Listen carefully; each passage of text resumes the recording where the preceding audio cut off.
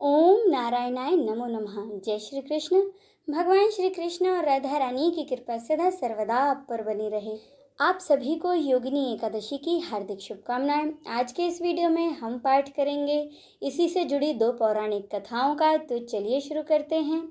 एक बार कुंती पुत्र महाराज युधिष्ठिर ने भगवान वासुदेव श्री कृष्ण से पूछा कि हे वासुदेव, आषाढ़ मास के कृष्ण पक्ष की जो एकादशी है उसका नाम क्या है? कृपया उसका वर्णन आप कीजिए। भगवान श्री कृष्ण बोले, हे नृपश्रेष्ठ, आषाढ़ मास के कृष्ण पक्ष की एकादशी का नाम योगिनी एकादशी है। यह बड़े बड़े पापों का नाश करने वाली है। संसार सागर में डूबे हुए प्राणियों के लिए यह सनातन नौका के समान है। तीनों लोकों में यह सारभूत व्रत है। इसकी कथा के अनुसार कुबेर नाम का एक राजा अलकापुरी नाम की नगरी में राज्य करता था। वह परम शिव भक्त था। उनका हेममाली नामक एक यक्ष सेवक था जो पूजा के लिए फूल लाया करता था। हेममाली की स्त्री बहुत ही सुंदर थी। उसका नाम विशालाक्षी था। एक दिन वह मानसरोवर से पुष्प लेकर आया, किंतु कामासक्त होने के कारण पुष्पों को रखकर वह अपनी स्त्री के साथ रमण करने लगा। इस भोग विलास में उसे दोपहर हो गई। हेममाली की राह देखते देखते जब राजा कुबेर को दोपहर हो गई तो उसने क्रोध पूर्वक अपने सेवकों को आज्ञा दी कि तुम लोग जाकर पता लगाओ कि आखिर हेममाली अभी तक पुष्प लेकर क्यों नहीं आया। जब सेवकों ने उसका पता लगाया तो उन्होंने राजा के पास जाकर बताया कि हे राजन, हेममाली अपनी स्त्री के साथ रमन कर रहा है। इस बात को सुनकर राजा कुबेर ने हेममाली को तुरंत बुलाने की आज्ञा दी। अब डर से कांपता हुआ हेममाली राजा के सामने उपस्थित हुआ। उसे देखकर कुबेर को अत्यंत क्रोध आया और उसके होठ फड़फड़ाने लगे। राजा ने कहा, अरे अधम, तूने मेरे परम पूजनीय देवों के देव महादेव भगवान शिव का अपमान किया है। मैं तुझे अभी श्राप देता हूँ कि तू स्त्री के वियोग में तड़पे और मृत्यु लोक में जाकर कोढ़ी का जीवन व्यतीत करे। कुबेर के श्राप से वह उसी क्षण स्वर्ग से पृथ्वी पर आ गिरा और कोढ़ी हो गया। उसकी स्त्री भी उससे बिछड़ गई। मृत्यु लोक में आकर उसने अनेक भयंकर कष्ट भोगे, किंतु भगवान शिव की कृपा से उसकी बुद्धि मलिन न हुई और उसे पूर्व जन्म की सुध भी बनी रही। अनेक कष्टों को भोगता हुआ तथा अपने पूर्व जन्म के कुकर्मों को याद करता हुआ वह हिमालय पर्वत की तरफ चल पड़ा। चलते चलते वह मार्कंडेय ऋषि के आश्रम में जा पहुंचा। वह ऋषि अत्यंत वृद्ध तपस्वी थे। वह दूसरे ब्रह्मा के समान प्रतीत हो रहे थे और उनका आश्रम ब्रह्मा की सभा के समान शोभा दे रहा था। उन ऋषि को देखकर हेममाली वहां गया और उन्हें दंडवत प्रणाम करके उनके चरणों में गिर पड़ा। हेममाली को देखकर मार्कंडेय ऋषि ने कहा, तूने ऐसे कौन से कुकर्म किए हैं जिससे तू कोढ़ी हुआ और इतने भयानक कष्ट भोग रहा है। महर्षि की बातें सुनकर हेममाली बोला, हे मुनि श्रेष्ठ, मैं राजा कुबेर का अनुचर था। मेरा नाम हेममाली है। मैं प्रतिदिन मानसरोवर से फूल लाकर भगवान शिव की पूजा के समय कुबेर को दिया करता था। एक दिन पत्नी सहवास के सुख में फंस जाने के कारण मुझे समय का ज्ञान नहीं रहा और दोपहर तक मैं पुष्प लेकर ना पहुंच सका।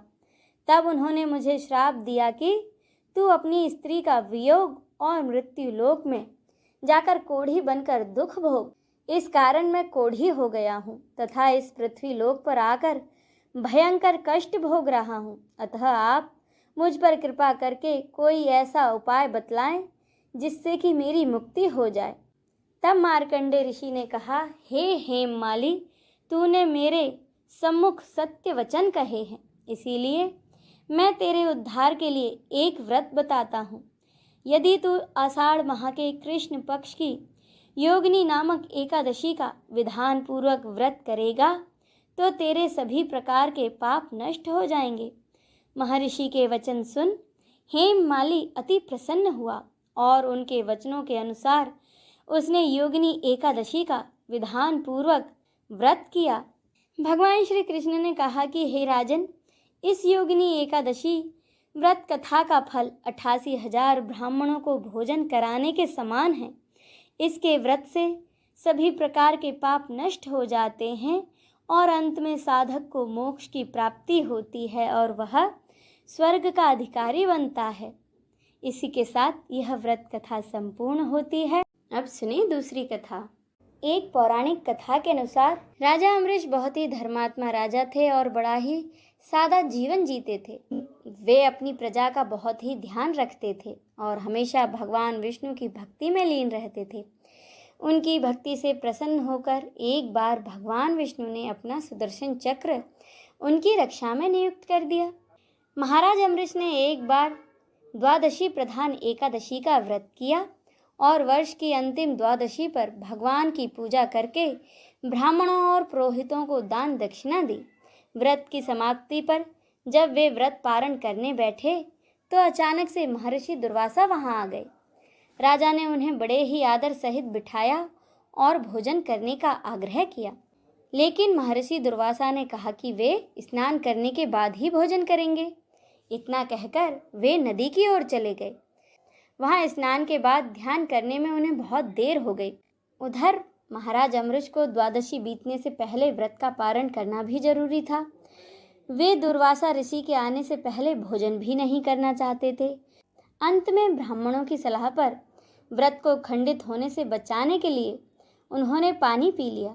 जब दुर्वासा ऋषि वहां आए और उन्हें पता लगा कि राजा अम्बरीश ने जल पीकर अपने व्रत का पारण कर लिया है, तो उन्होंने अपनी जटा का एक बाल तोड़कर कृत्या नामक राक्षसी को उत्पन्न किया और उसे आदेश दिया कि वे राजा को खा जाए। जैसे ही वह राक्षसी राजा की ओर बढ़ी, उनकी सुरक्षा में तैनात सुदर्शन चक्र ने उसे मार डाला। इसके बाद वह सुदर्शन चक्र महर्षि दुर्वासा का पीछा करने लगा। दुर्वासा ऋषि उससे डरकर भागे, लेकिन वे जहां भी जाते सुदर्शन चक्र उनका पीछा करते हुए वहां पहुंच जाता। वे रक्षा के लिए ब्रह्मा जी के पास गए। उन्होंने अपनी असमर्थता जताते हुए उन्हें भगवान शिव के पास जाने को कहा। फिर वे भगवान शिव के पास गए तो भगवान शिव ने उन्हें भगवान विष्णु के पास जाने को कहा, क्योंकि अपने चक्र को वे ही वापस ले सकते हैं। वे किसी भी तरह भगवान विष्णु के पास जा पहुंचे। भगवान विष्णु ने भी महर्षि दुर्वासा से कहा कि आप अपनी सारी शक्ति बिना सोचे समझे लोगों को श्राप देने में ही नष्ट करते रहते हो। क्षमा ही तपस्वी का गुण होना चाहिए। अब महाराज अम्बरीश ही आपकी जान बचा सकते हैं। तो भगवान विष्णु के कहने पर महर्षि दुर्वासा राजा अम्बरीश के पास वापस जा पहुँचे और उनसे क्षमा मांगते हुए अपनी जान बचाने की याचना करने लगे। राजा अम्बरीश ने हाथ जोड़कर कहा कि हे मुनि दुर्वासा, आप अपना क्रोध शांत करें और मुझे क्षमा करें। भगवान का यह चक्र भी आपको क्षमा कर देगा। ऐसा करते ही वह चक्र वहाँ से अंतर्धान हो गया। इसी के साथ यह कथा संपन्न होती है। बोलिए श्री हरि नारायण की जय, माता लक्ष्मी की जय, नमः पार्वते पते, हर हर महादेव की जय।